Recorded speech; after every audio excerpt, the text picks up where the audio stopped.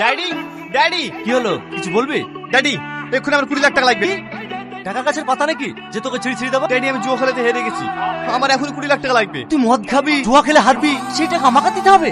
আমি তোমার একমাত্র সন্তান, এই সমস্ত সম্পত্তির মালিক আমাকে দিবে না তো কাকে দিবা? হ্যাঁ দেবো তো, কিন্তু তোকে নয়, ওর সঙ্গে যার বিয়ে হবে সেই মেয়েটা। দেখো আপনি ঠিক বলেছেন, আমি টনিকে বিয়ে করার জন্য রাজি। এই মেয়ে, তুমি চুপ করো। আমার ছেলের সঙ্গে তোমার কোনোদিনও বিয়ে দেবো? আমার ছেলের বিয়ে দেবো গ্রামের একটা সহজ ছেলে।